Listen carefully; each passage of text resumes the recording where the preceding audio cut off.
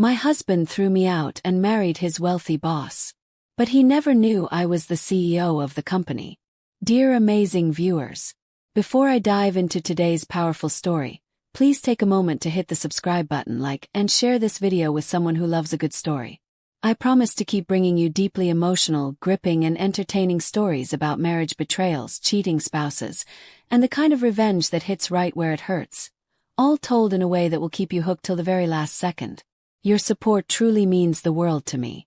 Now, grab your drink, settle in, and let's get started. My name is Emily Carter. I'm 38 years old, and for the better part of a decade, I believed I had it all. A loving husband, a beautiful home in the quiet suburbs of Surrey, and a future filled with laughter, shared dreams, and warm Sunday mornings over coffee. I was wrong. Andrew and I had been married for 11 years. He was tall, charming, with a kind of smile that made strangers feel like old friends. When we met, he was still working part-time and juggling odd jobs. I had just inherited a modest stake in my late father's tech firm, which I kept quiet about. Not because I didn't trust Andrew, but because I wanted us to build something together from scratch. I never liked the idea of a man loving a woman for what she owned.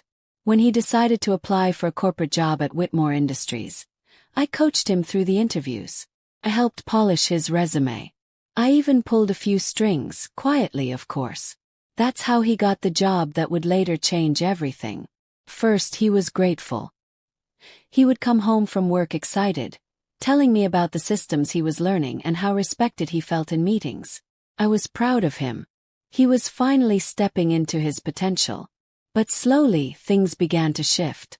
The first signs were small. He started coming home later than usual, always with a vague excuse. Team drinks, last-minute projects. Claire needed some revisions done. Claire. That was the name that started appearing more and more in his conversations. His boss. His mentor. Then came the phone secrecy. He had always left his phone face up on the table, but now it was constantly in his pocket or flipped screen down. I once walked into the kitchen to find him quickly swiping something away on his phone. His face flushed. I pretended not to notice. We stopped talking at night. Our bedtime conversations, once filled with playful teasing and shared reflections, became silent scrolls through our individual devices. I began to dread evenings. Felt like sleeping beside a stranger. One Friday evening I suggested we take a weekend getaway to Cornwall, just the two of us. His response was a shrug. Work's piling up. Claire's depending on me.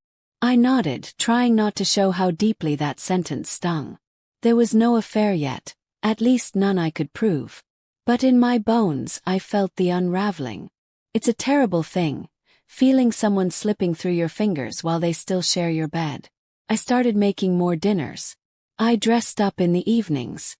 I even tried surprising him at work once with lunch. Claire was the one who met me in the lobby. She was polished, confident, the type of woman who wore 6-inch heels like sneakers. She smiled at me, but I sensed something else. She looked me up and down like I was an antique piece that had been outshined by a newer model. Andrew stepped out for a quick errand, she said, glancing at her watch. I'll let him know you came by. He never mentioned that visit. I cried in the shower that night, quietly so he wouldn't hear. One evening I asked him gently, "Are we okay?" He looked at me as if I had interrupted something important. "Why wouldn't we be? I just feel distant from you." He sighed. "You're imagining things, Em. Don't overthink." And that was the end of the conversation. I began waking up in the middle of the night, heart pounding, staring at the ceiling, wondering where the man I married had gone. I replayed our wedding vows in my head like a broken record. Maybe I wasn't enough anymore. Maybe someone like Claire was the kind of woman a man grew into wanting. Still I stayed. Hope. I told myself all couples go through phases. But in my heart I knew something was breaking. Something we might never recover. The night it all shattered, it wasn't with yelling or screaming. It was colder than that. Quieter. Like winter settling into a house that had long lost its fire. Andrew came home later than usual again. I was curled up on the couch with a book I hadn't really been reading. I heard the keys turn in the lock and felt that familiar mix of hope and dread twist in my stomach. He walked in with the scent of expensive perfume clinging to his coat. Not mine. Never mine. He barely looked at me. "Dinner's in the oven," I said gently. "I already ate," he replied flatly, tossing his coat over the arm of the chair. I waited for him to say something else. Nothing. But he walked past me toward the stairs. "Andrew," I called. He paused. "We can't keep doing this," I said, rising slowly to my feet. "You're shutting me out, and I don't know why." He finally turned around. His expression wasn't angry. Just done. "I can't do this anymore, Emily." I blinked, heart thudding. What does that mean? It means I'm not happy. And haven't been for a long time. I felt my knees go weak, but I stood tall. "Is there someone else?" Silence. The kind that answers everything. He didn't deny it. Didn't explain. He just said, "I found someone who sees me, who values me." "Claire," I said, barely able to speak her name. Another silence. Another confirmation. "You're throwing away 11 years, Andrew," I whispered. "I'm not throwing anything away. I'm moving forward." He didn't shout. He didn't insult me. That would have hurt less. What he did was colder. He asked me to pack a few things and take some time to figure out what I wanted. But the way he said it, it was clear. He wanted me out. So I left. I packed a small suitcase that night and called a cab. I didn't argue. I didn't beg. I didn't cry in front of him. I just walked out with my dignity folded neatly in my bag. I checked into a modest hotel in the city. The kind with thin walls and no minibar. That night, I sat on the bed in silence, staring at the beige wallpaper and wondering how everything could unravel so fast. But I didn't call anyone. Not even my best friend, not even my mother. I didn't want pity. I didn't want advice. I just wanted the numbness to wear off. The next morning, I logged into the private shareholder portal of Whitmore Industries. My name, hidden under a holding company, still sat on the board list as a silent partner. My father had left me those shares when he passed. I had never attended a meeting, never interfered. But suddenly I felt something stir in me. Not revenge. Clarity. If Andrew wanted a life with Claire Whitmore, then so be it. But neither of them knew who I really was. And maybe it was time they did. A week passed. Then two. I heard from mutual friends that Andrew had officially moved in with Claire. They were seen at a high-end restaurant in Mayfair. He wore a new suit. She wore a smug smile. People said she looked like royalty. I didn't respond to the messages. I just watched and waited. One evening I got a call. It was from David Langford, Whitmore's director of strategy and one of the few board members who knew my true identity. "Emily," he said cautiously, "we have an internal ethics situation developing. I think you might want to come back for this one." "What's going on?" "There's some overlap happening. HR concerns, personal conflicts within the executive level. Claire's name is involved. And your husband, Andrew Carter, is now heading one of the internal product teams." Closed my eyes. He had made it that far. "Send me everything," I said calmly. A day later, I sat in a quiet cafe in Kensington, reviewing documents, emails, and internal complaints. It was all there. Late-night meetings, misuse of company resources, a few romantic getaways disguised as innovation retreats. My hands didn't shake. My heart didn't race. I simply smiled. Not because I was happy, but because I knew what came next. Andrew had traded love for status. And now he was about to find out that I had built the very platform he was dancing on. The day I walked back into the Whitmore boardroom was the first time in years I wore heels that high. Power heels, as my late father used to call them. The kind that didn't just lift you, they announced you.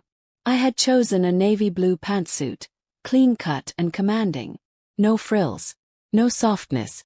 Just structure and purpose. My blonde hair was pinned neatly at the back of my head, not a strand out of place. I wore minimal makeup, but my lipstick was red, sharp, unapologetic. The receptionist looked up when I arrived, blinked twice, then said cautiously, "Do you have an appointment?" Smiled. "Tell Mr. Langford that Emily Carter is here for the closed session." She glanced at the internal calendar, confusion forming on her brow, but made the call. Less than 5 minutes later, David appeared, all salt and pepper hair and tension. "Emily," he said, exhaling with relief. "You're even earlier than I expected." "It's time," I said softly. The other board members had been warned. Most of them had never met me in person. My identity had always been hidden behind Carter Harrison Holdings, the private company I used to protect my shares after inheriting them. It had allowed me to remain invisible. Till now. The boardroom at Whitmore Industries was all glass walls, high ceilings, and pretentious minimalism. As I walked in, I felt every eye on me. I felt my own heartbeat. Steady, calm, precise. Claire Whitmore was already seated at the head of the table, flipping through her meeting notes. Andrew sat 2 seats down from her, looking as confident as ever, in a suit I didn't recognize. I took the seat directly across from Claire. There was a flicker in her eyes. Just the faintest sense of unease. "Emily," she said, cool and collected. "Didn't expect to see you here. This is a closed board session." "I know," I said. "Which is why I'm here." David cleared his throat. "Claire, Emily is here in her full capacity as a major shareholder. Her company, Carter Harrison Holdings, owns 28% of Whitmore Industries. She's been silent for years, but the current ethics review requires her direct involvement." Claire paled. Andrew blinked, visibly confused. "Wait, what?" I turned to him. "My name isn't just Emily Carter. I'm the Carter in Carter Harrison Holdings. This company. I've owned part of it since before you stepped foot in that office." His jaw slackened. I continued. "I chose not to interfere because I wanted you to succeed on your own. I wanted our marriage to be ours, not shaped by money or power. But you made your choices. And now, so will I." The board went silent. Claire tried to recover. "This feels personal. We should not." "This is business," I said sharply. "You, Claire, have violated internal policy by engaging in an unreported relationship with a subordinate. Andrew, as a direct report and project lead, has accessed sensitive client material during personal trips, and submitted expenses for them under false categories. You've both breached company trust." Andrew was pale now. His voice cracked. "Emily, please, this doesn't have to get ugly." "It already is," I replied. David passed around printed copies of the documentation I had reviewed. Emails, receipts, calendar entries. The board began flipping through the evidence in silence. The weight in the room thickened. Claire sat still, but I saw her fingers tighten on the edge of her notes. I didn't yell. I didn't gloat. I simply laid out the facts step by step. I recused myself from this company for over a decade. But now, as a primary shareholder and with the board's support, I'm stepping in as acting CEO until further restructuring. David nodded beside me. "Effective immediately." The formalities were just starting, but the damage was already done. Andrew looked like he was trying to breathe through a straw. His eyes darted around the room as if someone might suddenly offer him a lifeline. "Claire." She stayed cold, expression unreadable. The meeting wrapped quickly. No one lingered to chat. The board filed out, some with quick nods in my direction. Andrew stayed seated, stunned. "Understood." "For what it's worth," I said, pausing. "I did love you. I just never imagined you'd sell that love for a seat at someone else's table." He looked up at me. "I didn't know. I didn't know who you really were." "No," I said. "You didn't care to find out." And with that I walked out.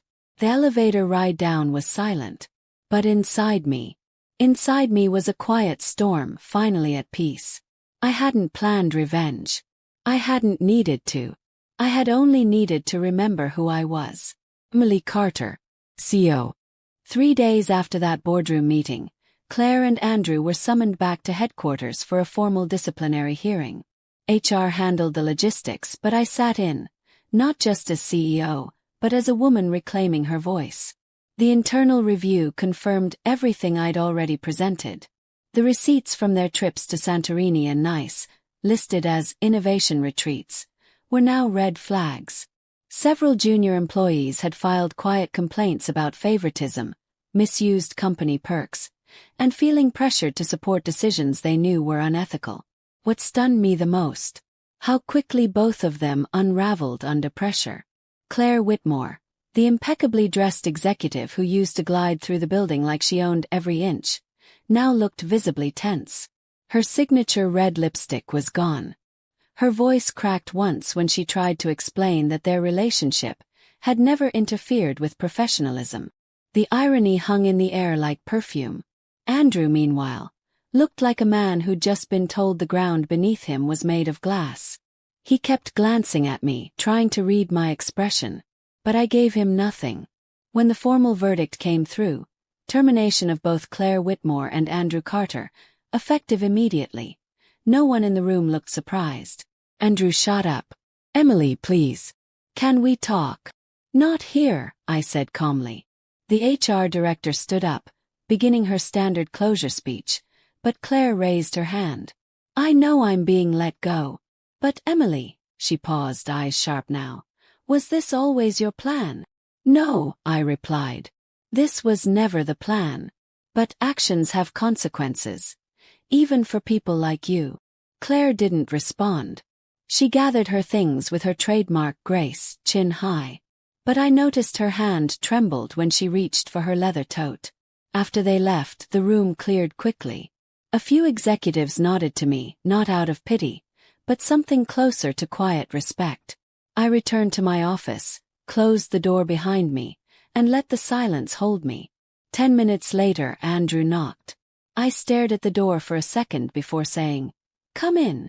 He stepped inside, slowly, like he wasn't sure if the floor would hold his weight.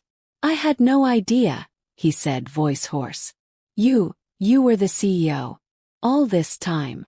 "I wasn't the CEO," I corrected. "Not until this week. But I was always someone who believed in you. And that was the mistake." "Emily," he whispered, "you have every right to hate me. But please." "Sorry. I don't know what I was thinking. Got caught up." Claire made me feel important. "I didn't see what I had." "No, you did see it. You just didn't want it anymore." He lowered his gaze. "You used me to climb, Andrew. And when you thought you'd reached the top, you discarded me like I never mattered." His voice broke. "I miss us." Paused, let that hang in the air. "Do you know what I miss?" "Yes. The version of you I believed in. The man who used to laugh with me while we built IKEA furniture. Who kissed me on the forehead every morning. That man doesn't exist anymore. Or maybe he never did." Tears welled up in his eyes. "I lost everything," he said. "Understood. You lost me. Everything else. That's just paperwork." He dropped to his knees. I didn't expect it. I didn't need it. But there he was in my office on the floor weeping. "I'm so sorry, Emily. I'd do anything to go back. But you can't. That's the thing about choices. Once made, they don't always come with a rewind button." I bent down, not to comfort him, but to look him in the eye. "You didn't just lose a wife, Andrew. You lost a woman who would have stood by you through anything. And you threw her away for a promotion in someone else's life." He looked up, eyes red. "Is there really no chance?" I stood back, straightened my jacket. "Goodbye, Andrew."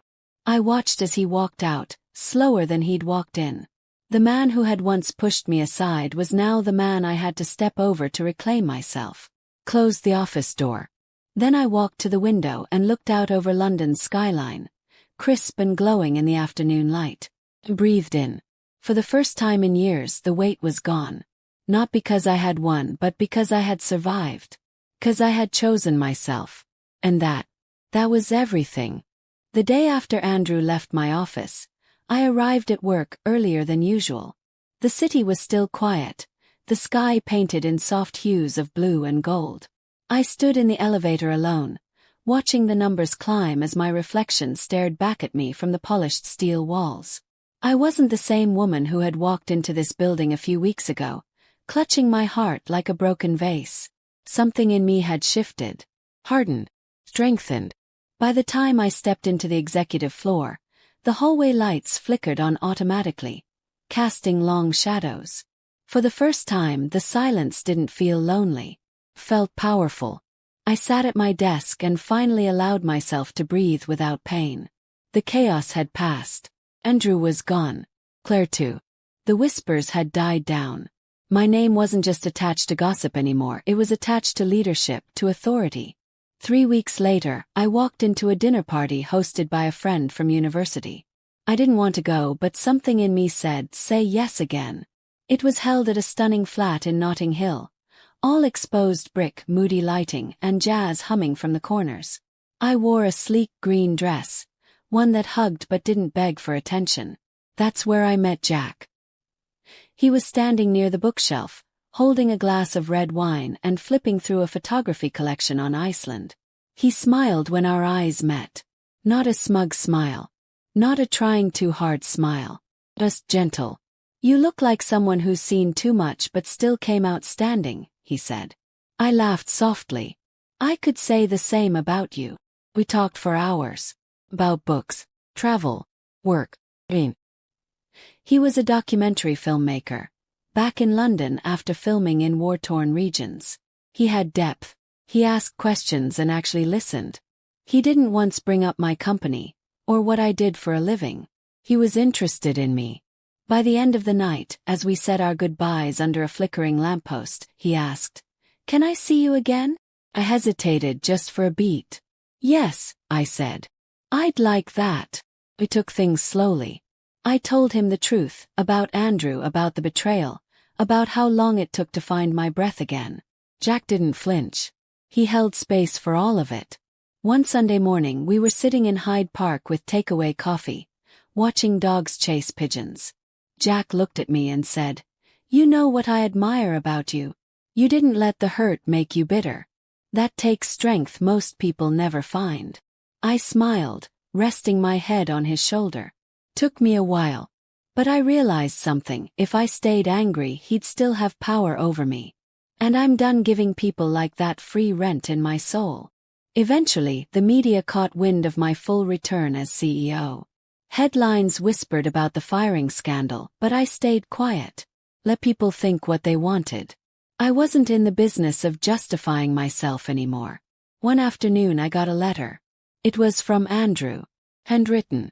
The words were long, regretful, soaked in if onlys. He said he was working at a smaller firm now, trying to rebuild his life. He wished he'd never left me. He hoped I'd found peace. I didn't write back. Not out of spite. But because I had nothing more to say. Closure doesn't always need a dialogue. Sometimes silence is the most powerful punctuation. A year passed. Jack and I traveled together. To Santorini, funnily enough. But this time I wasn't trying to salvage something. I was simply living. Free. Whole. Loved. I stood once more at a balcony overlooking that famous blue sea. This time with someone who didn't ask me to shrink to make him shine. One morning back in London, I passed the cafe where Andrew and I used to have breakfast. Pause. For a second the memories fluttered back. But they didn't hurt anymore. They just passed. And that's when I knew. I had truly healed. I wasn't just the CEO of a multi-million-pound company. I was the CEO of my own life again. I got in my car, rolled down the windows, and let the wind carry the rest of the story away. And as I drove into the city, into this big, beautiful, unpredictable life, I smiled. Because I knew I would never settle for less again.